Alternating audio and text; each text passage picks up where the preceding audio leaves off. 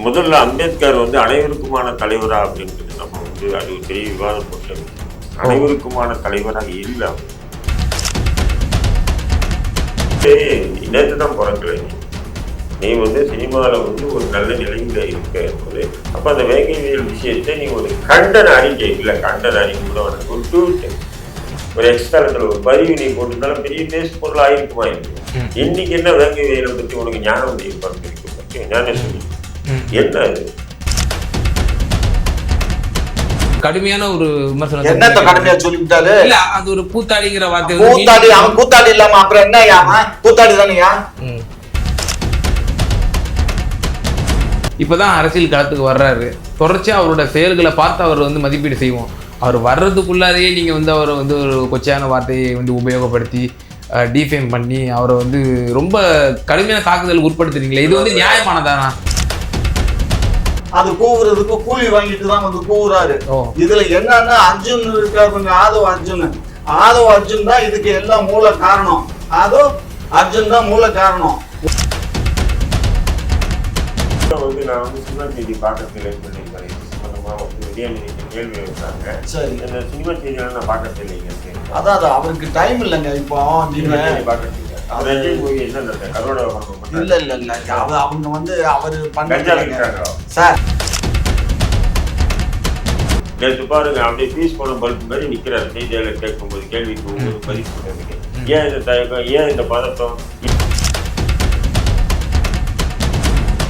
ஏன் ஆதவத்திற்கு விஷயத்துக்கு இவ்வளவு தடுமாறுறீங்க, அப்ப என்ன காரணம் அப்படின்ற கேள்வி நம்ம எழுப்பின திருவள்ளுவர்கிட்ட என்ன அர்த்தம் கேட்டா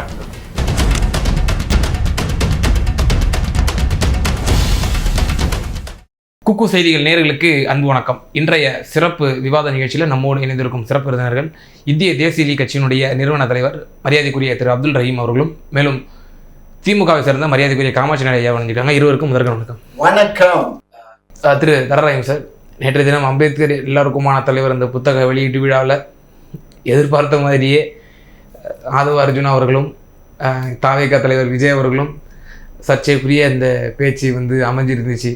குறிப்பாக விசிகாவை தான் அவங்க வந்து குறிப்பிட்டு பேசியிருந்தாங்க. ஆதவ அர்ஜுன ரெட்டி அவர்களாக இருக்கட்டும், திமுக வந்து மன்னராட்சியாக இருக்குது, பிறப்பின் அடிப்படையில் ஒரு முதல்வராக தேர்ந்தெடுக்கப்படக்கூடாது அப்படின்னு சொல்லி ஊழலை வந்து மையப்படுத்தி அரசியல்படுத்தணும். காஞ்சி சங்கராச்சாரியரை கூட பேசுகிறதெல்லாம் நம்ம பார்க்குறோம். அதுவும் பெரிய விமர்சனத்துக்குள்ளானது. மேலும் விஜய் அவர்கள், தாவேகா தலைவர் விஜய் அவர்கள் அந்த நூலை பற்றி, அம்பேத்கரோட சிறப்புகளை பற்றி அந்த மேடையை அமைத்து கொள்ளாமல் மாறாக அம்பேத்கரை பற்றி ஒரு சில வரிகளை மட்டும் பேசிவிட்டு பிறகு முழுக்க முழுக்க அதை ஒரு அரசியல் மேடையாக நம்ம மாற்றியதையும் நம்ம பார்க்குறோம். வேங்கை வயல் மற்றும் மத்தியிலே அந்த ஆட்சி செய்யக்கூடிய அந்த மணிப்புரையை எவ்வாறு கையாண்டு கொண்டிருக்கிறார்கள் அதை ஒப்பிட்டு இங்கே வேங்கை வயலை ஒரு ஒப்பிட்டு பேசியதையும் நம்ம பார்க்குறோம். அம்பேத்கர் ஒருவேளை இங்கே உயிரோடு இருந்திருந்தால் இதை பார்த்து அருவருக்கப்பட்டிருக்க மாட்டாரா அப்படின்லாம் கூட பேசினார். மேலும் இறுதியாக அண்ணன் திருமாவளவன் அவர்களுடைய எண்ணம் முழுக்க முழுக்க இங்கு தான் இருக்கும், கூட்டணிக்குள்ளே அவ்வளோ ப்ரெஷரா அப்படின்லாம் கேட்டார். அந்த லைவ் ஓடிக்கொண்டு இருக்கும் பொழுதே நேற்று தினம் தனியார் தொலைக்காட்சியிலே விடுதலை சிறுத்தைகள் கட்சியினுடைய நாகப்பட்டினத்தினுடைய சட்டமன்ற உறுப்பினர் ஆலு ஷானவாஸ் அவர்கள் கடுமையான வார்த்தையை வெளிப்படுத்தினார். எங்கள் தலைவர் அவர்கள் ஒரு இன்டலெக்சுவல், ஒரு துரிதமாக நடவடிக்கை எடுக்கக்கூடியவர், அவர் குறிப்பு கூட இல்லாமல் அவர் ப்ரெஸ் மீட்டை சந்திக்கக்கூடியவர் 35 ஆண்டுகளாக. அவரை பற்றி நேற்று வந்து ஒரு கூத்தாடி இப்படி பேசலாமா அப்படின்னு சொல்லி ஒரு கடுமையான வார்த்தையை கூட நேற்று தினம் ஆலு ஷானவாஸ் அவர்கள் வெளிப்படுத்தினார். எப்படி பார்க்குறீங்க இந்த பரபரப்பான அந்த அரசியல் சூழ்நிலையை? இதை பார்க்கும்போது எப்படி தோணுச்சுன்னா, நிறைய கேள்வி கேட்கும் வரிசையா ஒட்டுமொத்தமாக அந்த நடந்த நிகழ்வு ஒரு சுருக்கம், ரத்தின சுருக்கமாக என்னன்னு சொன்னீங்கன்னா, முதல்ல அம்பேத்கர் வந்து அனைவருக்குமான தலைவரா அப்படின்றது நம்ம வந்து அது ஒரு பெரிய விவாதம் பொருள் வைக்கும். அனைவருக்குமான தலைவராக இல்லை. அவரு வந்து போராடினதே தலித் சமூகத்துக்காக தான் போராடினார். அனைவருக்குமான தலைவரே இல்லை. இன்னைக்கு நீங்க ஒரு புது விவேகானத்தோட அனைவருக்குமான தலைவர் அப்படின்றதே அது ஒரு கருத்து ரீதியாக வந்து ஒரு தவறான முன்னுதாரணம். புரியுதுங்களா? அது நம்ம தனியா பேசுவோம். அனைவருக்குமான தலைவர் அம்பேத்கர் அப்படின்றது வந்து இன்னைக்கு அரசியலுக்காக நீங்க பயன்படுத்துற வார்த்தையை தான் நான் பார்க்கிறேன். ஏன்னா அனைவருக்குமான தலைவர் அம்பேத்கர் இருந்தது இல்லை, அவர் போராடினது ஒரு வாக்கு அரசியல் மையமா வச்சுதான் இந்த சொல்லாடல் வந்து உருவாக்கப்பட்டவர். இப்போ எப்படின்னு சொன்னா வாக்கு வந்து தலித் மக்களுடைய வாக்குகள் பெரும்பான்மையா இருக்குன்றதுனால அதை வந்து அவர் அனைவருக்குமான தலைவரா வந்து ஒரு பிம்பத்தை ஏற்படுத்துறாங்க. அவர் அனைவருக்குமான தலைவரா என்னைக்குமே அவர் ஒரு சின்ன கோரிக்கை கூட அனைவருக்குமான கோரிக்கையே வச்சதில்லை. அவர் போராண்டதெல்லாம் அந்த சட்டம் இயற்றியது பல பேருடைய கருத்துக்களை உள்வாங்கி ஒரு சட்டம் இயற்றினார். அது மட்டும்தான் அனைவருக்குமான சட்டம். சட்டமுனா அனைவருக்குமான அம்பேத்கர் இயற்றிய சட்டமுனா அனைவருக்குமான சட்டமா இருக்கலாமே தவிர, ஆனா அம்பேத்கர் அனைவருக்குமான தலைவராக என்னைக்குமே அவர் செயல்பட்டது இல்லை. இதுதான் யதார்த்தம். நம்ம செயல்பட்டது இல்லை என்றால் எப்படி சட்ட வடிவமாக அவரால் கொண்டு வந்திருக்க முடியும்? அந்த நேரத்துல வந்து எப்படின்னு சொன்னீங்கன்னா, ஒரு இந்தியா அப்படி சுதந்திரம் அடைஞ்ச பிறகு சட்டத்தை, அதாவது இந்தியாவில் வந்து இருக்கக்கூடிய அந்த சட்ட இது வந்து வழிமுறைப்படுத்தணும் அப்படின்னும் போது அதை ஒரு குழு மாரி போடுறாங்க. அந்த குழுவில் வந்து பார்த்தீங்கன்னா பிராமணர்கள் தான் பெரும்பாலும் இருக்காங்க. அதில் இவரை தலைவராக போட்டு, ஏன்னா இவர் ஒடுக்கப்பட்ட சமூகத்தை சார்ந்தவர்னா இவரை தலைவராக போட்டு அதை அந்த சட்டத்தை ஏற்றுறாங்க. அப்படிதான் அப்போ அது அம்பேத்கர் எண்ணத்தில் ஓடிய கொஞ்சம் ஒரு நிமிஷம். தலைவராக வந்து ராஜேந்திர பிரசாத் தான் தலைவர். இவர் வந்து சட்ட அமைச்சராக இருந்ததுனால சட்ட முன்வடிவா இவர் எடுத்துட்டு வரும்படி கூறினாங்க. அதனால இவர் சட்டத்தை பத்தி எழுதினாரு. அவ்வளவுதான். அப்படிதான் நம்ம பார்க்க முடியும். ஏன்னா இவர் அனைவருக்குமான தலைவர் அப்படின்ற ஒரு பிம்பத்தை ஏற்படுத்துறது தவறுன்றதுதான் என்னுடைய கருத்து. அது வேற விஷயம். அது வந்து நம்ம தலித் சமூகத்தை கொச்சைப்படுத்துவதோ அல்லது டாக்டர் அம்பேத்கரை நான் கொச்சைப்படுத்துவதோ நோக்கம் அல்ல. ஆனா இப்போ தலித் சமூகத்தினுடைய வாக்கு வங்கி பெரும் வரியா இருக்கிறதுனால அதை வந்து நம்ம அம்பேத்கரை தூக்கி பிடிச்சிட்டு அதை வந்து தலித் இது இடதுசாரிகள் மட்டும் அம்பேத்கரை வந்து கொண்டாடுவது இல்லையே, மாறாக வலதுசாரிகளும் கூட அம்பேத்கர் எங்களுடைய தலைவர். அதுக்கு காரணம் என்னன்னு சொன்னீங்கன்னா இந்த ஓட்டு வங்கி வேற ஒண்ணு இல்லை. ஆமா, ஓட்டு வங்கியை தவிர வேற ஒண்ணுமே. நீங்க இதுதான் எதார்த்தம். ரெண்டாவது நேற்று நடந்த கூத்தாடிகள் நடத்திய அந்த கூத்துல பாத்தீங்கன்னு சொன்னா நிறைய முரண்பாடுகள் என்னுடைய பார்வைக்கு தெரியுது. என்னன்னு சொல்றாங்க, வேங்கை வேல் விஷயம் 2022 டிசம்பர் 16ஆம் தேதி நடந்தது. 2024 டிசம்பர் 16ஆம் தேதி வேங்கை வயல் தெரியுமான்னு சொல்லி இவங்க ஏதோ நமக்கு கற்றுக் கொடுத்தா மாரி, நம்ம போன்ற அரசியல்வாதி சமூக செயல்பாட்டுகள் கற்றுக் கொடுத்தா மாரி உணர்ச்சி விவசாயமா பேசுறாரு விஜய். நான் என்ன சொல்றேன், இந்த 2-3 ஆண்டுகளா நீ என்ன பண்ணி தூங்கிட்டியா, இல்ல கஞ்சா அடிச்சிருந்தியா, போதையில் இருந்தியா அப்படின்ற கேள்வி எழுது.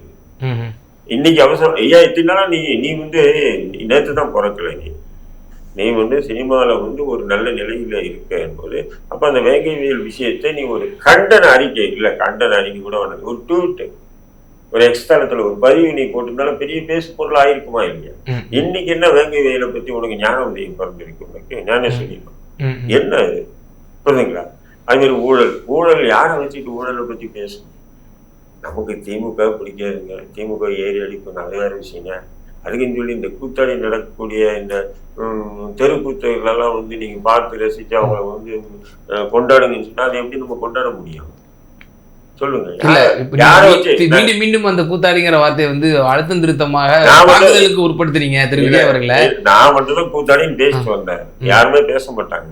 இப்ப விடுதலை சிறுத்தை கட்சிகள் போன்ற தலைவர்களே வந்து கூத்தாடிகள் பேசுறாங்க. இதை நான் வந்து எனக்கு முன்னாடியே தெரியும் அவன் எப்படி அவனுடைய அரசியல் அப்படின்னு. நாம் தமிழர் கட்சி கூட அப்படிதான் ஒரு காலத்துல வந்து விஜயை தூக்கி வச்சுட்டு இது பண்ணாங்க, என்கிட்ட டிபேட் பண்ணாங்க, அது பேசாதீங்கன்னு தவிர்ங்கன்னாங்க. நான் தவிர்க்கல, நான் தொடர்ந்து அவனை ஏறி அடிச்சுட்டு தான் இருக்கேன், அது வேற விஷயம். பட் நேற்று நடந்த நிகழ்வு கண்ணியத்தின் கருதி ஒருமையில் பேசுவதை தவிர்ப்போமே. சரி, ஓகே, என்ன பண்ணி தொடங்கி ஊடகம்னு சொல்லி எல்லாமே நீங்க என்ன பண்ணீங்க, உண்மையான கருத்துக்களை வெளியே வராம முடக்க பாக்குறீங்க. யாராக இருக்கட்டும், உங்களுக்கு கருத்தியல் எதிரியாக கூட இருக்கட்டும், நம்ம ஒரு கண்ணியமான முறையிலேயே இல்ல. இப்போ கருத்தியல் எதிரின்னு சொன்னா பாஜக அரசு தான். நம்ம எப்பவுமே அவனுங்களை ஒருமைப்படுத்தி நம்ம பேசுறதில்ல. அது கருத்தியல் ரீதியான எதிரிகள். நம்ம அவன் கருத்தியல் ரீதியா அவன் பேசட்டும், நம்ம பேசுவோம், அது வேற விஷயம். ஆனா இவனுங்கெல்லாம் வந்து எப்படின்னு சொன்னா தண்ணி அடிச்சுட்டு பொண்ணுங்கள்ட்ட இது பண்ணி கூத்தாடிட்டு திடீர்னு ஞானம் வந்துட்டா மாரி வந்துட்டு மேடை மைக்கு முன்னாடி நின்று ஏதோ கத்துறாங்க. நீங்க மக்கள் நல கூட்டம் நீங்க ஆதரவு தெரிவிக்கும் போது உங்களுக்கு அந்த ஞானோதயம் வந்திருக்கணும். கடந்து வந்திருக்கு உங்களுக்கு. மக்கள் நல கூட்டணியில விஜய் ஆதரிச்சாப்ல, விஜயகாந்த் இருந்தார்ல, அப்படின்னா எம்ஜிஆர், விஜயகாந்த் இவங்களுடைய அரசியல் பார்வை வேற, நீங்க நல்லா புரிஞ்சுக்கணும். எப்படி என்ன கருத்தியல் இருந்துச்சு விஜயகாந்த் அவர்களுக்கு? நிறைய இருந்தது. வகுப்புவாத சக்திகளுக்கு எதிரான என்ன கருத்தியல் கொண்டு வந்தாரு அவரு? திராவிட சித்தாந்த பெயரளவுல திராவிடன்னு வச்சிருக்காரு தன்னோட கட்சியில. முதல்ல திராவிடம் என்றால் என்னவென்று அவருக்கு தெரியும். முதல்ல விஜயகாந்த் நான் வந்து 2-3 தடவை பார்த்திருக்கேன், பேசியிருக்கேன். அந்த ஒரு நட்பு பாராட்டுதல் இருக்கு பார்த்தீங்களா, அந்த உறவு முறை நட்பு பாராட்டுதல் இருக்கு. அதுலயும் வந்து கை தேர்ந்த நபர் அவர்கிட்ட வந்து போய் பசியா வெளியே வந்த எவனுமே இல்லை. அவர் உதவி நான் சொல்றேன், ஜிஹாத் கமிட்டி பழனி பாபா சார்பா ஜிஹாத் கமிட்டி இருக்கும் போதே நாங்க டொனேஷன் போறோம். என்னடா இவங்கிட்ட போறோம், இவங்கடா கொடுக்க போறோம்னு 10,000 ரூபாய் கொடுத்து வந்தாங்க. சும்மா சொல்லக்கூடாது. ஜிஹாத் கமிட்டின்னு சொன்னா இஸ்லாமிய சமூகம், பழனி பாபா பேரு ஜிஹாத் கமிட்டி பேரு சொன்னா இஸ்லாமிய சமூகம் ஓடி ஒன்றிடும், கதவை முடிக்கணும், 10 பைசா கொடுக்க மாட்டேன்னு பண்ணுங்க. அந்த நேரத்துல 10,000 ரூபாய் கையில கொடுத்து நீங்க இந்த நிகழ்ச்சி நடத்துங்க அப்படின்னு சொல்லி ஊக்குவிச்ச நபர். அது பிற்காலத்துல வந்து ஒவ்வொரு காலகட்டத்திலும் அவருடைய திரைப்படங்கள் அதெல்லாம் கொஞ்சம் மாறுது, அது வேற விஷயம். அப்பெல்லாம் நான் வெளியே இல்லை இருந்திருந்தா அதையும் கூட நம்ம என்ன பண்ணோம், ஏறி அடிச்சிருப்போம், நம்ம விட்டு இருக்க மாட்டோம். நான் சிறையில இருந்தா அதனால ஏறிட்டு இருப்போம். அது பிற்பாடு வந்து சிறைவாசி விடுதலை கோரி சமூக வலைத்தளங்கள பக்கங்கள்ல விஜய் அவர்கள் தன்னுடைய திரைப்படத்துல வந்து இந்த மாதிரி ஒரு எங்கள் சமூகத்தை வந்து இழிவுபடுத்தும் விதமாக பேசியிருக்கிறார். ஒவ்வொரு பதிவிலையும் வந்து இந்த மாதிரி நீங்க விஜய் அவர்களை குறிப்பிட்டு தாக்குறீங்க. ஆனால் விஜயகாந்த் வந்து உங்களை விமர்சகர்கள் கேட்கறாங்களே, விஜயகாந்துக்கு இந்த அளவுக்கு வைக்க மாட்டேங்கிறீங்கன்னு கேட்கறாங்களே. அதான் நான் என்ன கேட்கிறேன், விஜயகாந்த் திரைப்படங்கள் அப்படி எடுக்கும் போது நான் வெளியே இல்லை, நான் பார்க்கல, நல்லா புரிஞ்சுக்கணும். நீங்க அந்த விஷயத்தை ஏற்கனவே புரியாம நான் ஏதோ வெளியே விஜயகாந்த் படம் எல்லாம் வரும்போது அதை என்கரேஜ் பண்ணிட்டு விஜய் எடுக்கும் போது மட்டும் எதிர்த்து நீங்க பேசுறீங்க. 2019 திராவிட முன்னேற்ற கழகத்துக்கு ஆதரவு தெரிவிச்சிருந்தீங்க. கமலஹாசனுக்கு உங்களுக்கு ஆதரவு தெரிவிக்கிறது என்ன உங்களுக்கு சிக்கல் இருக்கு? அவர் விஸ்வரூபம் வெளியிட்டு இருக்கும்போது நீங்க மேபி சிறையில் இருந்திருப்பீங்கன்னு நினைக்கிறேன். அதன் பிறகு அவர் அந்த மாதிரி பரப்பும் விதமாக எந்த ஒரு படமும் அவர் வெளியிடல. விஸ்வரூபம் படம் வரும்போது அதுக்கு முன்னாடியே உன்னை போல் ஒரு படம் எடுத்தா, அதுவே இஸ்லாமியர்களுக்கு எதிராக நிறைய வந்துச்சு வந்தது. அதுக்கப்புறம் வந்து பாத்தீங்கன்னு சொன்னா விஸ்வரூபம் எடுக்கும்போது விஸ்வரூபத்துக்கு எதிர்த்து கமலஹாசன் வீட்டுக்கு முன்னாடி முற்றுகை போராட்டம் பண்ணது நான் எங்களுடைய கட்சி தான், எங்களுடைய தொண்டர்கள் தான். நீங்க அப்ப வெளியே இருந்தீங்களா? வெளியே இருக்கேன் நான். விஸ்வரூபம் வரும்போது நான் 2011 வெளியே வந்துட்டேன் இல்லைங்களா. அப்ப 2012 துப்பாக்கி படம் வந்து துப்பாக்கி படத்துக்கு எதிராக வந்து நான் வந்து எதிர்ப்பு தெரிவிச்சு கிளம்புறேன். அதுக்கு முன்னாடி வந்து எந்த ஒரு இஸ்லாமிய அமைப்புகளும் அந்த திரைப்படங்கள்ல முஸ்லிம்களுக்கு எதிராக வரக்கூடிய கருத்தியலை எதிர்த்து போராடினது இல்லை, அது வழக்கு கூட தொடுத்தது இல்லைன்னு சொல்லலாம். ஆனா 2012க்கு பிறகு நாங்க அந்த துப்பாக்கி படத்துக்கு பிறகுதான் இஸ்லாமிய சமூக அமைப்புகளும் இஸ்லாமிய சமூக செயல்பாட்டர்களும் அந்த விஷயத்துல கவனம் செலுத்தாங்க. ஆமா, ஒரு திரைப்படத்துல இப்படி எல்லாம் கருத்துக்கள் வந்துன்னா பொதுமக்கள் மத்தியில் அது மிகப்பெரிய அளவுக்கு பாதிப்பை ஏற்படுத்தும். 2012க்கு முன்னாடி நூற்றுக்கணக்கான படங்கள் வந்திருக்கலாம் மேபி, புரியுதுங்களா உங்களுக்கு? விஜயகாந்த் நடிச்சிருக்கலாம், அர்ஜுன் நடிச்சிருக்கலாம், சரத்குமார் நடிச்சிருக்கலாம். அந்த படங்கள் எல்லாம் பார்த்து ரசிச்சு கடந்து போனாங்க நம்ம சமூகம். ஆனா 2012 நாங்க தான் அதை ஆரம்பிக்கிறோம். முதல்ல இந்திய தேசிய கட்சி சார்பாக மிகப்பெரிய ஒரு போராட்டத்தை ஆரம்பிக்கிறோம். அந்த போராட்டம் கூட மழுங்கடிக்கப்படுது. அதன் பிறகு நீதிமன்றம் போய் முறையிடும். இதை விஜய் வந்து இது போன்ற ஒரு சிலிப்பர் செல் என்ற ஒரு கான்செப்ட் எடுத்துட்டு வந்து முஸ்லிம்களுக்கு எதிராக தீவிரவாதி பயங்கரவாதின்னு காட்டுறான் அப்படின்னு சொல்லும்போது அப்ப நீதிமன்றத்தில் 4 முறை திரையிடப்பட்டு கடைசி அதுல காட்சிகள் எல்லாம் நீக்கப்பட்டு எச்சரிக்கை வேற விடப்பட்டாங்க. ஆனா அதன் பிறகு பீஸ்ட் படம் வந்தது பாருங்களா. இந்த பீஸ்ட் படம் வரும்போது அதையும் நம்ம கடுமையாக எதிர்க்கிறோம் புரியுங்களா. பீஸ்ட் படத்துக்கு முழுக்க திமுக ஒத்துழைப்பு கொடுத்தது. அன்றைய திமுக வந்து ஒத்துழைப்பு கொடுத்தது. ஏன்னா வெளியீடு வந்து ரெட் ஜெயின்டும், தயாரிப்பு வந்து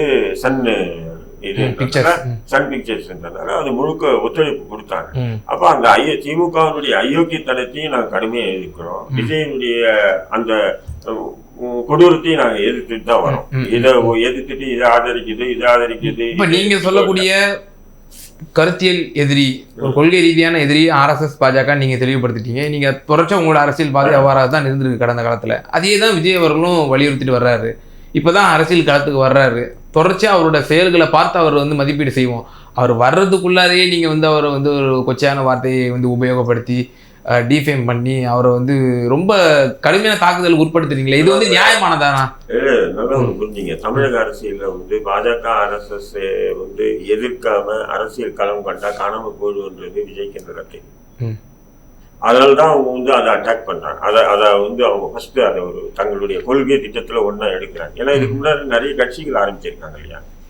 அந்த கட்சிகள் எல்லாமே வந்து அந்த பாஜக RSS அணைச்சி கொண்டு போற மாதிரி ஒரு சித்தாந்தத்தை அவங்க கட்சியில புகுத்தி இருந்தாங்கன்னா அவங்க கட்சி காணாம போடுதுன்னு தெரியுது. அப்ப இங்க தமிழ்நாட்டுல வந்து அந்த சித்தாந்தத்தோட கட்சி ஆரம்பிச்சாதான் நிலைச்சு நிற்கும் அப்படின்றது தெரிஞ்சுதான் அவங்க ஆரம்பிக்கிறாங்க. அதுக்காக இவங்க ஆரம்பிச்சு இவங்க RSS பாஜகவுக்கு எதிராக பேசுறாங்க, அதனால எல்லாரும் வந்து இந்த விஜயை நம்ம ஆதரிப்போம் அப்படின்றதே முட்டாள்தனம். ஏற்கனவே திமுகவே நம்பாதவன் நான், திமுகவே இரட்டை வேடம் போடுகின்றது. திரு தடா ரஹீம் அவர்கள் விஜய் அவர்களை வந்து அவர் இப்பதான் அரசியல் துவங்கி இருக்காரு, இப்பதான் வந்து என்ட்ரி கொடுத்திருக்காரு. ஆனா ஒரு கடுமையான ஒரு விமர்சனம் என்னத்த கடுமையா சொல்லிவிட்டாரு? இல்ல அது ஒரு கூத்தாடிங்கிற வார்த்தை. கூத்தாடி, அவன் கூத்தாடி இல்லாம அப்புறம் என்ன? கூத்தாடி தானேயா? கூத்தாடினா என்ன அர்த்தம்? நடிகர்னு அர்த்தம். கூத்தாடினா வேற தமிழ்ல வந்து தூய தமிழ் வந்து கூத்தாடியே நடிகர் கூத்தாடி ரெண்டு ஒண்ணுதான். இதுல வந்து மாற்று கருத்து இல்ல. அர்த்தம் புரியாம பேசாத. இல்ல அது ஒரு தவிர்க்கப்பட வேண்டிய வார்த்தை. தவிர்க்கப்பட வேண்டிய அவசியம் இல்ல. அவனை பத்தி அவன் கிறிஸ்துவன், அவன் என்ன எல்லாம் பண்ணிட்டு இருக்கான்னு தெரியுமா உனக்கு? இன்னைக்கு இந்த நாட்டை வந்து ஒரு கிறிஸ்துவன் தான் ஆளணுங்கிறான். இத்தனை இந்துக்கள் இருக்கோம், நம்ம கிட்டத்தட்ட 90, 80, 70 விழுக்காடு இருக்கக்கூடிய இந்து நாட்டுல ஒரு கிறிஸ்தவன் வந்து ஆளணும்னு நினைக்கிறான். அது மட்டுமல்ல, அவனுக்கு இன்றைக்கு இருக்கக்கூடிய எல்லா கிறிஸ்துவங்களும், எல்லா கிறிஸ்துவர்களும் சொல்லன்னா ப்ராட்டஸ்டாண்ட் அவங்க கிட்ட இருக்கவங்க அவங்க எதிர்ப்பு தெரிவிக்கிறாங்க. ஆனா கேத்தலிக்ஸ் அவங்கள முன்னிறுத்துறாங்க. கேத்தலிக்ஸ் முன்னிறுத்தி இந்த கேத்தலிக்ஸ் மீட்டிங் எல்லாம் எங்க நடக்குது? இதே லயோலா காலேஜ்ல தான் நடக்குது. லயோலா காலேஜ்ல மீட்டிங் போட்டு எல்லா நிறைய ஃபாதர்ஸ் எல்லாம் வந்து கலந்துகிட்ட ஒரு கூட்டத்துல என்ன பேசி முடிவு எடுக்கிறாங்கன்னா, தமிழகத்தை வந்து கேத்தலிக்ஸ் ஆளணும், விஜய் தான் ஆளணும் அப்படின்னு சொல்லி அவர் என்ன சொல்றாரு? அவங்க அப்பா பேசுறாரு இவருக்காக, இந்த மாதிரி நான் திரைப்படத்துல வருஷத்துக்கு நான் வந்து ஒரு 500 கோடி சம்பாதிக்கிறேன், நான் அதை விட்டுட்டு வந்தா எனக்கு லாஸ் ஆகும் அப்படின்னு சொன்ன உடனே அவங்க என்ன சொன்னாங்க? ஆண்டுக்கு நாங்க 500 கோடி உங்களுக்கு நாங்க தந்துடுறோம், நீங்க வந்து கட்சியை வளப்படுத்துங்க அப்படின்னு சொல்லி இந்த மாதிரி எல்லாம் பேசுனதாக எனக்கு நம்ப தகுந்த வட்டாரத்துல இருந்து தகவல் இருக்கு. எங்க சோர்ஸ் உங்களுக்கு எப்படி கிடைச்சது? சோர்சஸ் அதெல்லாம் இருக்கு. அது மட்டும் இல்ல, இன்னும் சில ரெக்கார்டெல்லாம் எழுத்துப்பூர்வமான ரெக்கார்டெல்லாம் இருக்கு, இல்லாம சொல்ல இயலாது. புரிஞ்சதுங்களா? ஆகையினால ரெண்டாவது இவங்களுக்கு வந்து ஒரு குரூப்பை வந்து இதுல இருந்து செயல்படுது, எங்க முஸ்லிம் கண்ட்ரில இருந்து செயல்படுது, அதுவும் துபாயில இருந்து ஒரு அமைப்பை உண்டு பண்ணி அந்த அமைப்புக்கு அங்க பூரா பணம் போகுது, அங்க இருந்து பணம் இங்க வருது. பல விஷயங்கள் இருக்கு. இது ஒன்றிய அரசு இப்ப அதை கவனிச்சுட்டு இருக்கு. ஒன்றிய அரசு கூடிய சீக்கிரத்துல யாரெல்லாம் உள்ள போவாங்கிறது, இடி என்னெல்லாம் பண்ணுங்கிறது பொறுத்து இருந்து பாரு. ரெண்டாவது, இவர் கூத்தாட்டின்னு சொன்ன வார்த்தை தவறான வார்த்தை இல்ல. அதே சமயத்துல நேற்று அம்பேத்கருடைய புத்தக வெளியீட்டு விழான்னா அவரை பத்தி, அம்பேத்கருடைய அருமை பெருமைகளை பத்தி பேசியிருந்தா ஒரு மனித நேயமிக்க ஒரு மனிதனாக மதிக்கலாம். மனித நேயத்துக்கு அப்பாற்பட்டு திராவிட முன்னேற்ற கழகத்தையும் விடுதலை சிறுத்தைகளுடைய திருமாவளவன் அவர்களை பற்றியும் அவ்வளவு தரைக்குறைவாக பேச வேண்டிய அவசியம் இவருக்கு என்ன வந்துச்சு? இத்தனை நாள் ஐயா இவரு கேட்ட மாதிரி இத்தனை நாள் என்ன புடிங்கிட்டு இருந்தாரா? இன்னைக்கு வேங்க வயல் வந்து இவருக்கு வேர்க்குது. வேங்க வயலை பத்தி, வேங்க வயல் என்ன பிரச்சனைன்னு எனக்கு தெரியும், அதுக்கு சம்பந்தப்பட்ட எல்லாத்துக்குமே தெரியும் எதனால அதை அமைக்க வச்சிருக்கோம்னு. புரிஞ்சுதுங்களா? ஆகையினால எங்களுக்கு அது அன்றைக்கே தெரிஞ்சு போச்சு. அது பிரச்சனையை கிளப்ப வேண்டாம், ஒரு ஜாதி கலவரத்தை உண்டு பண்ண வேண்டாங்கிறதுக்காக தான் நாங்க உடனடியா வேற வாட்டர் டேங்கை கட்டி கொடுத்து வேற பைப் லைனை போட்டு அவங்களுக்கு தண்ணியை கொடுத்துருக்கோம். புரிஞ்சுக்கோங்க, உண்மை நிலை எல்லாத்துக்குமே தெரியும். ஆகையினால வேங்க வயல் மயிறு வயல்னுட்டு இந்த மாதிரி வேலையெல்லாம் நேற்று அவர் பேசுறாரு. மணிப்பூர் கலவரத்தை பத்தி இவரு புடுங்குறாரு. மணிப்பூர் கலவரத்தை பத்தி இவர் என்ன பண்ண என்ன தெரியும்? எத்தனை அறிக்கை விட்டாரு? இப்ப கட்சி ஆரம்பிச்சு இன்னைக்கோட 3 மாசம் ஆச்சு இல்ல? எத்தனை அறிக்கை கொடுத்தாரு? வேங்க இதுக்கு, மணிப்பூருக்கு, வேங்க வயலுக்கு எத்தனை நேரம் சொன்னாரு? இதெல்லாம் எதை வச்சு பண்ண இவர் வந்து என்ன நினைக்கிறாரு? ஏழை எளிய மக்கள், இந்த பாட்டாளி மக்கள் இருக்காங்க, பட்டியலின மக்கள், இவங்களை கவர் பண்றதுக்காக இவர் ஜோடனியா பேசி வர்றாரு. இதுக்கு காரணம் என்னன்னா, இவரை இயக்குறது வந்து கத்தோலிக்க அந்த மிஷின் தான். கத்தோலிக்க மிஷின் இயக்குது, மிஷினரி. ஆமா, மிஷினரிஸ் இயக்கிக்கிட்டு இருக்காங்க. அதுக்காக இவர் வந்து கூவுறாரு. அது கூவுறதுக்கு கூலி வாங்கிட்டு தான் வந்து கூவுறாரு. இதுல என்னன்னா, அர்ஜுன் இருக்காருங்க, ஆதவ அர்ஜுன் தான் இதுக்கு எல்லாம் மூல காரணம். அர்ஜுன் தான் மூல காரணம். ஒரு கட்சியில நீ விடுதலை சிறுத்தையில் இருக்க, அந்த விடுதலை சிறுத்தையினுடைய தலைவர் அந்த நிகழ்ச்சிக்கு வரல. ஆனா விடுதலை சிறுத்தையினுடைய தலைவரை பத்தி இந்த ஆளு பேசுறான் தரைக்குறைவா. நீ கை தட்டி நீ சிரிக்கிறியா? நான் பக்கத்துல இருந்தேன்னா கட்டி பிறந்து உருண்டிருப்போம். இந்த அளவுக்கு இல்ல சார். இப்போ ஆதவ அர்ஜுன் அவர்கள் இப்படியான ஒரு சர்ச்சையான ஒரு பேச்சையும் வெளிப்படுத்துறாரு. அண்ணன் திருமா அவர்கள் வந்து ஏன் நடவடிக்கைக்கு அவரை உட்படுத்தவில்லைங்கிற ஒரு கேள்வி இருக்கு. ஏன்னா தொடர்ச்சியா ஒரு 3 தொலைக்காட்சிக்கு அவர் ஒரு பேட்டி கொடுத்தார். அந்த 3 பேட்டிகளுமே ஒரு மிகப்பெரிய ஒரு அதிர்வலை ஏற்படுத்தியது, ஒரு சர்ச்சையை உண்டாக்கியது. அதன் பிறகு ஆட்சியிலும் பங்கு அதிகாரத்திலும் பங்கு அப்படிங்கிற ஒரு சர்ச்சையும் அதில் வந்து அவர் திமுகவை டைரெக்டாக அட்டாக் பண்ணுறதை பார்க்குறோம். அதை தொடர்ந்து இந்த விவகாரம். ஸோ அப்போ அண்ணன் திருமாவளவன் தானே இது முழுக்க முழுக்க ரெஸ்பான்சிபிலிட்டி எடுத்துக்கணும். இது வேற யாரும் சதி செஞ்சு அவருடைய கட்சிக்குள்ளே புகுத்துனாங்களா? அண்ணன் திருமாவளவன் அவர்கள் தானே தன்னுடைய கட்சிக்குள்ளே அவர் வந்து துணை பொதுச்செயலாளர் பதவி கொடுத்து அழகு பார்த்தாரு. பிறகு அவரை பேச விட்டது அண்ணன் திருமாவளவன் தானே, அவர் தானே. அப்போது இது வந்து முழுக்க முழுக்க அண்ணன் திருமாவளவன் தானே இது வந்து ரெஸ்பான்சிபிலிட்டி எடுத்துக்கணும். மேலும் அவருடைய நேற்றைய தினம் அவருடைய ப்ரெஸ் மீட்லையும் பார்க்குறோம், ரொம்ப ஒரு சோர்ந்த ஒரு நிலையில தான் அவர் பேசியது நம்ம பார்க்கலாம். எப்படி பார்க்குறீங்க? சோர்ந்த நிலை இல்லை, மனசு ரொம்ப சங்கடம். காரணம் என்னன்னா, இது வந்து நம்ம வந்து நல்ல பாம்பை வந்து நம்ம பால் வார்த்துட்டோம், இது நம்மளையே தீண்டிக்கிட்டு இருக்கு அப்படிங்கிற மன வருத்தம் தான். ஏன்னா எப்பயுமே ஒரு பழமொழி சொல்லுவான், பாம்புக்கு பால் வார்த்தா அது நம்மளை தான் கொத்துன்னு. அது மாதிரி நேற்று அவரை தான் கொத்திக்கிட்டு இருக்கு.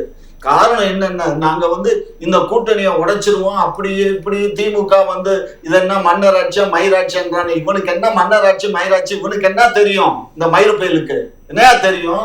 இவன் வந்து அரசியலுக்கு வந்துட்டு அவன் சினிமால நடிச்சுட்டா மாத்திரம் இப்ப 100 பேர்த்த அடிச்சுட்டா சினிமாவில காட்டினா 100 பேர்த்த அடிக்க முடியுமா? இல்ல துப்பாக்கியில சுட்டுட்டா மாத்திரம் உனக்கு வெளியில வந்து பண்ண முடியுமா? அந்த துப்பாக்கி தூக்க உன்னால முடியுமா? என்ன பேசுற? இந்த வெள்ளச்சேதம் ஏற்பட்ட போது அவன் போய் ரோடு காடுல மலையில தண்ணியில அலைஞ்சுக்கிட்டு உக்காந்துட்டு இருக்கான். நீ உட்காந்து பணம் ஆபீஸ்ல உட்காந்துக்கிட்டு ஒரு 350 பேரை மாத்திரம் கூப்பிட்டு கொடுக்கறது என்ன பெரிய விஷயமா? கஜா புயலப்ப நான்லாம் எத்தனை லட்சங்களை செலவு பண்ணிருப்பேன் தெரியுமா உனக்கு? நான் கஷ்டப்பட்டாலும் கூட அந்த மக்கள் கஷ்டப்படக்கூடாதுன்னு இங்க இருந்து நான் வண்டி லாரியில ஏத்திக்கிட்டு போய் சரக்கு இறக்கணுமே, சரிங்களா? அப்படியெல்லாம் நாங்க எல்லாரும் என்ன மாதிரி லட்சக்கணக்கான மக்கள் அன்றைக்கு கஜா புயலுக்கு எல்லாருமே பண்ணணும். அப்படித்தான் இந்த புயலுக்கு யாரும் அந்த மாதிரி பண்ணல. இந்த புயலுக்கு அரசாங்கம் மட்டும்தான் பண்ணுது. அரசாங்கம் செவ்வனே பண்ணுது, சரியான முறையில பண்ணிக்கிட்டு இருக்கு. இந்த மன்னராட்சி, இந்த குடும்ப அரசியல்ங்கிறது பிரதமர் முதல் எல்லா எதிர்கட்சிகளும் உங்கள் மீது வைக்கக்கூடிய விமர்சனம் தானே. விஜய் அவர்கள்ட்ட மட்டும் நீங்க எப்படி பொங்கி எழுறீங்க? இங்க பாரு, நாங்க என்ன பிரதமர் நாங்க என்ன பதில் சொல்லலையா? இல்ல இவருக்கு பிரதமர் மாத்திரம் கண்டினியூவா 3 முறை வரலாம. 60 வயசுக்கு மேல ஆயிடுச்சுனாலே வந்து 65 வயசு ஆயிடுச்சுனாலே பிரதமரா வரக்கூடாதுன்னு அவங்க பைலால இருக்கு. பாரதிய ஜனதா கட்சியுடைய பைலா, ஏன்னா நான் கட்சியில இருந்ததுனால எனக்கு பைலா தெரியும். 65 வயசுக்கு மேற்கொண்டு யாரும் பொறுப்பு எழுதப்படாத விதியா இல்ல எழுதப்பட்ட விதி இருக்கக்கூடாது. அத மேற்கோள் காட்டி தான் அன்றைக்கு வந்து அத்வானியை வந்து பிரதமர் ஆக்கல.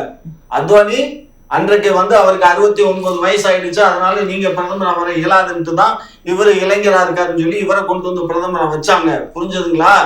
ஆகையினால இதெல்லாம் வந்து அவரு பண்றது ஒரு பெரிய அடவாடி அரசியல் பண்ணிட்டு இருக்காரு மோடி. அவர் ஆட்சிக்கு வந்ததுக்கு அப்புறம் சைலண்ட் கில்லர். இன்றைக்கு எத்தனை முஸ்லிம் சகோதரர்கள் கொல்லப்பட்டிருக்காங்க தெரியுமா? அவர் இருக்கும் போது போத்தன ரயில் எரிப்பு, அதுக்கப்புறம் எத்தனையோ முஸ்லிம்கள் இன்றைக்கு கொல்லப்படுறாங்க. ஏன் கடந்த வாரம் ஊபியில என்ன நடந்துச்சு?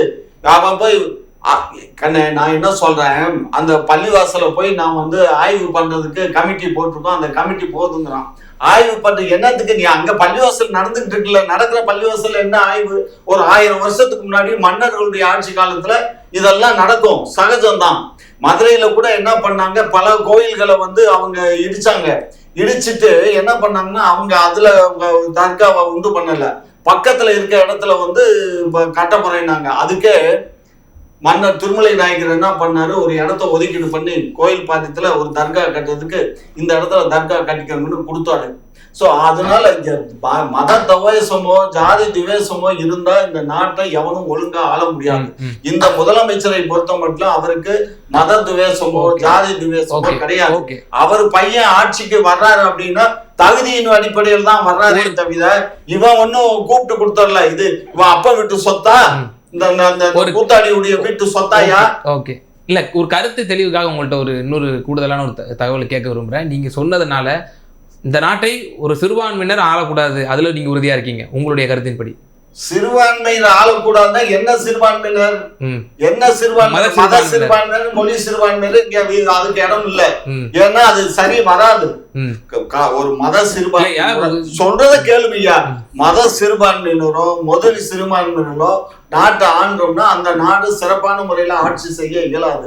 அத புரிஞ்சுக்கோங்க. என்ன காரணம்னா அதிகப்படியான இந்துக்கள் இருக்கக்கூடிய ஒரு நாட்டுல ஒரு முகமதியரோ ஒரு கிறிஸ்தவரோ வந்தாக்க அவங்க மதத்தை தான் எஸ்டாலிஷ் பண்ணுவாங்களே தவிர இதனால ஜாதி கலவரங்கள் ஏற்படும், நிறைய கொலைகள் நடக்கும், இங்கே உயிர் சேதங்கள் அதிகமா ஏற்படுங்கிறத கனவு.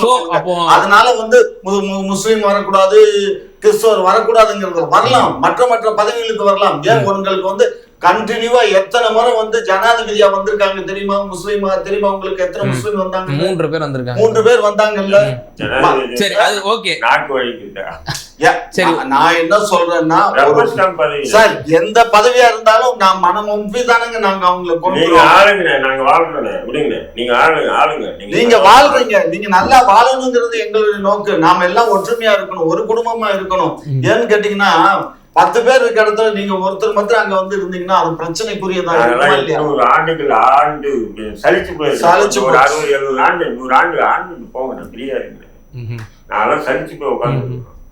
அவர் சொல்றது உண்மைதான். ஏன்னா 1500 சொச்சத்துல பாபர் கொஞ்சம் கொஞ்சமா படையெடுத்து அப்படியே மொத்த இந்தியாவையுமே கபாலீஸ்வரம் பண்ணி அடுத்து அவுரங்கசீப்பினுடைய பேரங்காலத்துலதான் இங்க முஸ்லிமுடைய ஆட்சி நிறைவேறிச்சு. சரியா, முடிஞ்சு போச்சு. அது வரையும் எல்லாமே அவங்கதான் கிட்டத்தட்ட 1850 வரையும் அவங்களுடைய ஆட்சி தான் நடந்தது. சோ ஆகையினால ஒரு விஷயம் புரிஞ்சுக்கோங்க, அந்த காலகட்டங்கள்ல நிறைய முஸ்லிம்களாக இந்துக்கள் மதமாற்றங்கள்லாம் செய்யப்பட்டாங்க. அது மதுரையில எல்லாம் அதிகமா மதமாற்றம் செய்யப்பட்டாங்க. இல்ல இல்ல நடந்தது தானே. எத்தனை இஸ்லாம் என்னைக்குமே சரி கட்டாயப்படுத்தி மதமாற்றம் செய்யக்கூடாது. அது உங்க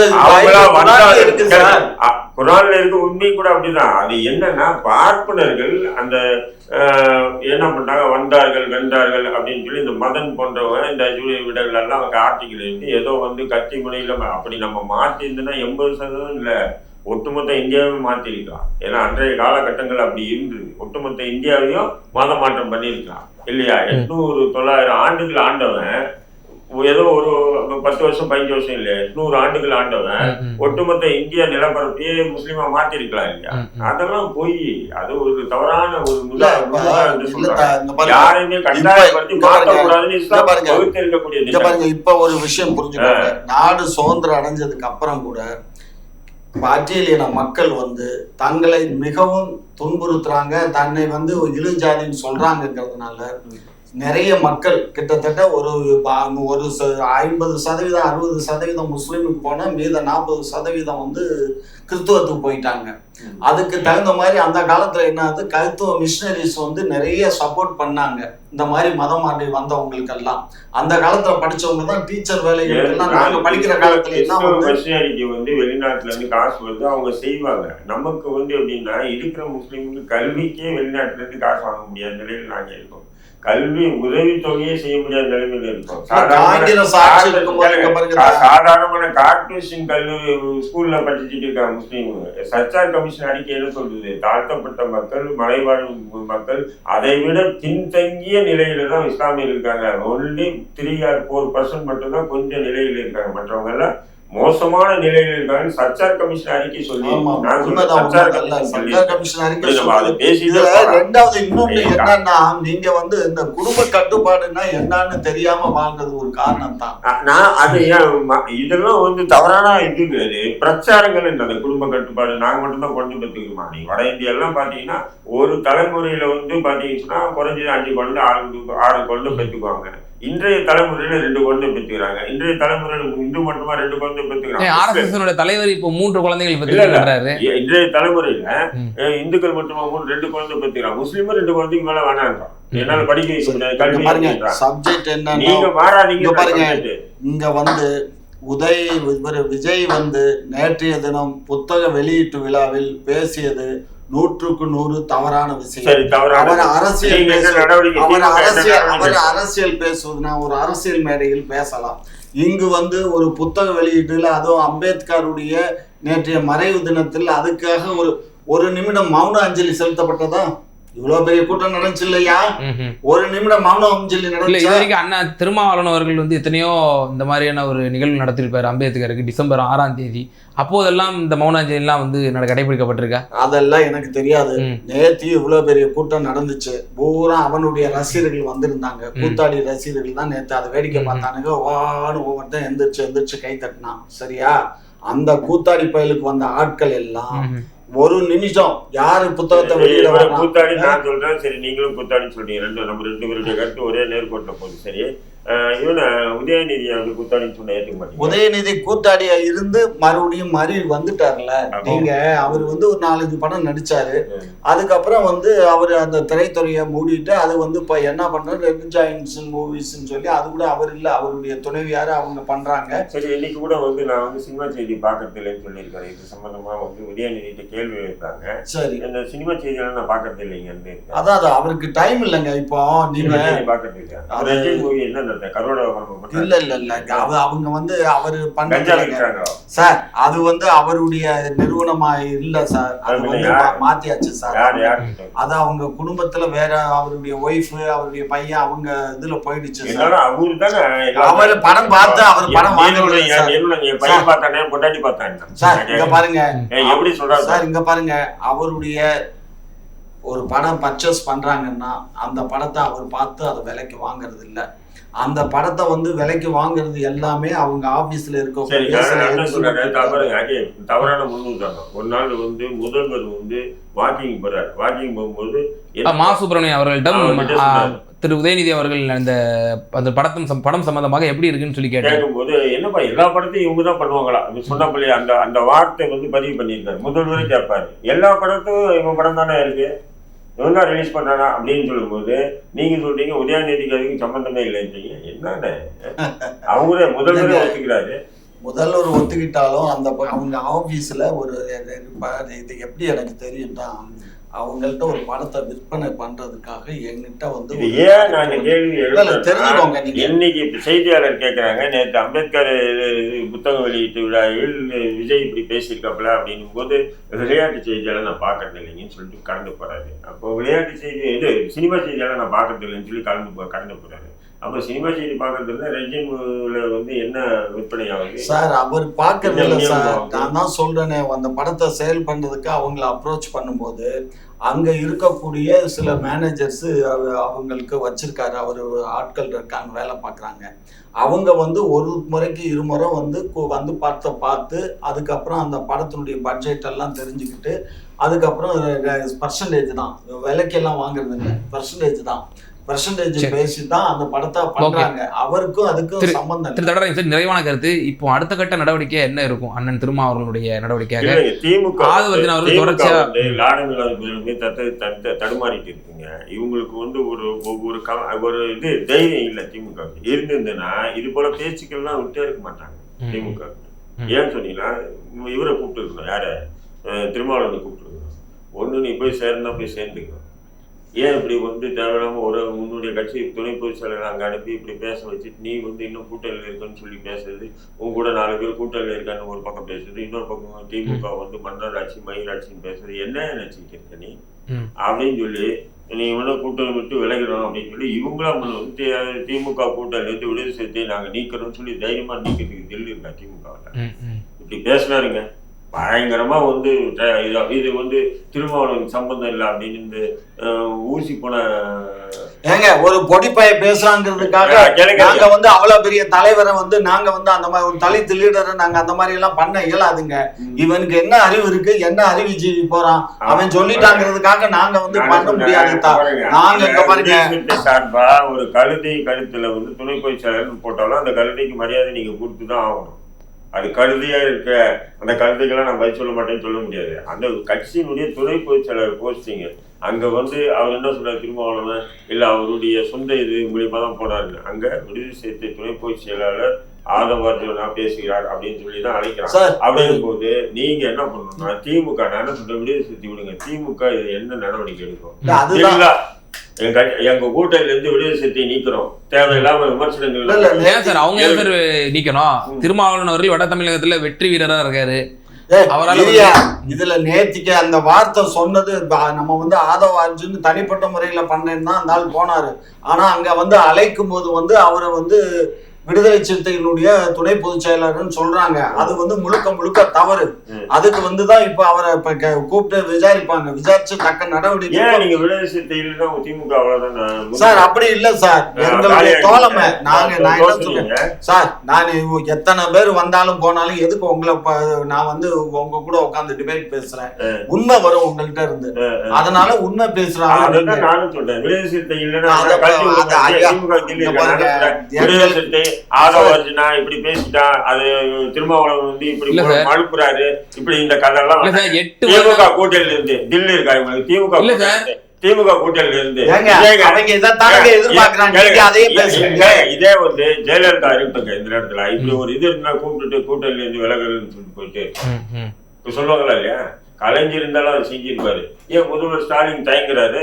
இல்ல சார், திருமாவளவன் அவர்களோட அந்த முக்கியத்துவம் தெரியும் சார். 8 ஆண்டுகளா வந்து நம்ம தோல்வி அடைஞ்சிட்டு இருக்கிறோம், தொடர் தோல்வியில. இப்பதான் ஒரு வெற்றி பெறக்கூடிய அணியில் நம்ம இடம் பெற்றிருக்கிறோம். இப்போதான் நமக்கு ஒரு அங்கீகாரமும் கூட பெற்றிருக்கு. 25 கால் நூற்றாண்டுக்கு பிறகு நமக்கு அங்கீகாரம் பெற்றிருக்கு. நம்ம ஒரு வளர்ச்சியை நோக்கி போய் கொண்டிருக்கும் பொழுது இப்படியான ஒரு தடங்கள் வரும்போது உரிய நடவடிக்கை எடுப்பாரு தான் நம்ம பார்க்கணும். திமுக ஏன் வந்து யாரு இது ஆதவ அர்ஜுனா யார் மக்களுக்காக உழைச்சி கஷ்டப்பட்டு புடுங்கி கட்ட கட்டி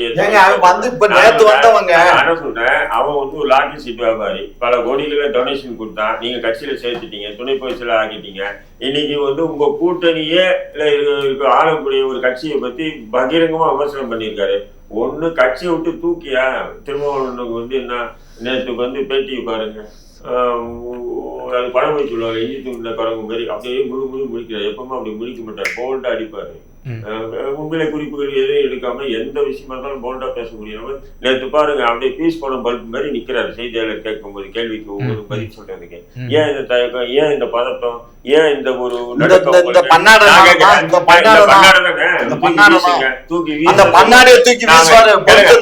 எடுத்தான் கவுத்தன் நடவடிக்கை எடுக்க முடியாதுன்னு திருமாவளவன் சொல்றாரு. எப்படி எடுத்தான் கவுத்தன் நடவடிக்கை எடுக்கல? ஏன் திருவள்ளுவர் விஷயத்துல இதே திமுக விடுதலை சிறுத்தை கட்சியில வந்து திருமாவளவனுக்கு அடுத்த நிலை இருந்த திருவள்ளுவர் நீக்கும் போது இப்படி ஒரு நீங்க தடுமாறலையே, செல்வ பெருந்தகை நீக்கும் போது இப்படி தடுமாறலையே, இப்படி செல்வ பெருந்தகை திருவள்ளுவர் போன்ற மூத்த தலைவர்கள் விடுதலை தூக்கி வீசும்போது அசால்ட்டா தூக்கி வீசினீங்க. ஏன் ஆதவ அர்ஜுனா தூக்கி வீசத்துக்கு இவ்வளவு தடுமாறுறீங்க?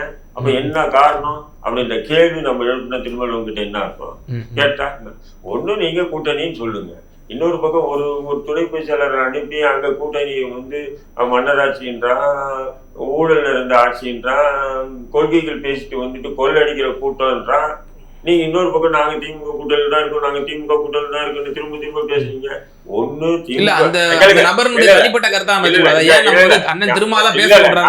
இந்த கூட்டணிய தலைமை தாங்கக்கூடிய திமுகவுக்கு தான் சொரணை இல்லை. இவ்வளத்தையும் கேட்டுட்டு கம்முன்னு உட்காந்துருக்கானுங்க. உங்களுக்கு குடும்ப சொரணை இல்லை, நாங்க திருமாவளவனுக்குமா சொரணை இல்லை. அவர் நடவடிக்கை எடுக்கணுமா இல்லையா? ஆதவ அர்ஜுனா நடவடிக்கை எடுங்க. இல்ல நீ ஆதவ அர்ஜுனா சொல் பேச்சு கேட்டு நாங்க திமுக எதிர்க்கிறேன்னு சொல்லிட்டு போங்க.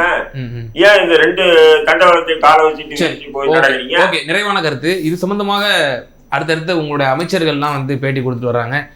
அண்ணன் திருமாவளவன் அவர்கள் வந்து ஒரு டால் லீடர், அவர் ஒரு நல்ல ஒரு ஞானமிக்கவர், அவருடைய முடிவுகள்லாம் தெளிவாக இருக்கும். அதனால் நாங்கள் வந்து இதை கடந்து போகிறோன்னு சொல்லி அன்பில் மகேஷ் போன்றவர்கள்லாம் சொல்கிறாங்க. மேலும் உங்களை அமைச்சர் சேகர் பாபு அவர்கள் வந்து தற்குறிங்கிற வார்த்தையெல்லாம் வந்து பயன்படுத்துகிறாரு திரு விஜய் அவர்கள் மீது. ஏன் இந்த ஒரு காட்டமான ஒரு விமர்சனங்கிற ஒரு கேள்வியெல்லாம் வந்து எழுப்பப்படுது. இல்லை, இதன் மூலியமா வந்து விடுதலை சிறுத்தைகள் வந்து நம்மளுடைய கூட்டணிக்கு மிகவும் முக்கிய பங்காற்றுகிறார், நம்மளுடைய வெற்றிக்கு மிகவும் பங்காற்றுகிறார், அவரை நம்ம வந்து கைவிட்டக்கூடாது, அதுல திமுக அதுல உறுதியா இருக்கும். ஒவ்வொரு ஓட்டுமே ஒரு அரசியல் கட்சிக்கு முக்கியம் தானே. முதல் நீங்க அதை புரிஞ்சுக்கோங்க. 10 ஓட்டு இருந்தாலும் சரி, 1 ஓட்டு இருந்தாலும் சரி, அது ஒரு அரசியல் கட்சிக்கு ரொம்ப முக்கியம். ஏன்னா 1 ஓட்டு வித்தியாசத்துல 2 ஓட்டு வித்தியாசத்துல கூட வெற்றி தோல்வி நிர்ணயிக்கப்படும் போது நாங்க வந்து திருமாவை இழக்க விரும்பல, புரிஞ்சுக்கோங்க. 2வது, இது வந்து யாதவ அர்ஜுன் வந்து ஒரு ஒரு விஷயத்த பண்றாரு அப்படின்னா அது அவங்க உட்கட்சியினுடைய விவகாரம். யார் உட்கட்சி விவகாரம்? பிசிகாவுடைய உட்கட்சி விவகாரம். அது பிசிகா தலைவர் அவரு நம்ம தடாரைன்னு சொன்னது போல அவர் யார் யாரெல்லாம் தூக்கி போட்டாரோ அது மாதிரி இவனை தூக்கி வீசுவாரு. பொறுத்திருந்து பாருங்க, காலம் தான் இதுக்கு பதில் சொல்லுவோம். உட்கட்சி பிரச்சனையா? ஏங்க ஆளு திமுக தூக்கி வீசுறாங்க. அவன் மன்னர் ஆட்சின்றான், மண்ணாங்கட்டி ஆட்சின்றான், ஊழல் ஆட்சின்றான், கொள்ளையடிக்கிற கூட்டன்றான், கொள்ளடிக்கிற கூட்டன்றான், சினிமா துறை கையில வச்சுக்கிட்டு எந்த சினிமா வந்து தன்னிச்சையா யாரும் வெளியிடக்கூடாது, இவனுங்களே வெளியிடறானுங்கன்றான். எல்லாத்தையும் தூக்கி பேசுறாங்க. அவன் அதை வந்து மெயின் ஸ்ட்ரீம் மீடியா எல்லாம் ஒளிபரப்புது. யார் இந்த ஆதரவா இருந்துச்சுன்னா கூட்டணியில இருக்கும் போதே இருந்து விமர்சிக்கலையா சார்? இபிஎஸ் அவர்களே ஓபிஎஸ் அவர்களே விமர்சிக்கலையா சார்? பாமக அதிமுக கூட்டணியில் இருந்த போது ஓபிஎஸ் அவர்கள் மீதோ இபிஎஸ் அவர்கள் மீதோ விமர்சனம் பண்ணலையா சார்? அதாவது விமர்சனங்கள் என்பது ஆரோக்கியமான விமர்சனங்கள் வேறங்க.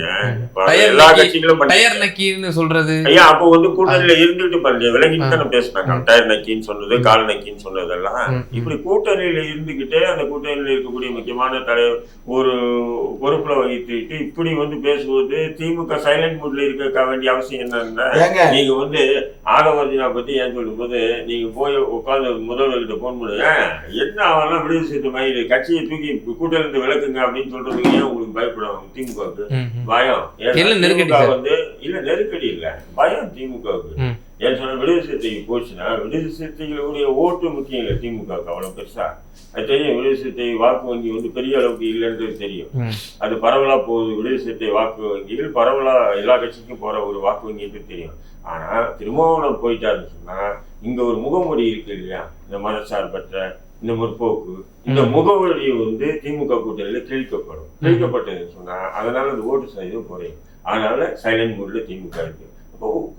அவன் குற்றத்தை வாங்குங்க, முதுகு காட்டி வாங்க, நெஞ்சிருக்கு நிமித்தி வாங்குங்க, இன்னும் வேற என்னென்ன காட்டி வாங்கணுமோ வாங்குங்க. திமுக கேவலப்படுத்தினா வாங்குங்க, அதையே பொங்குறீங்க.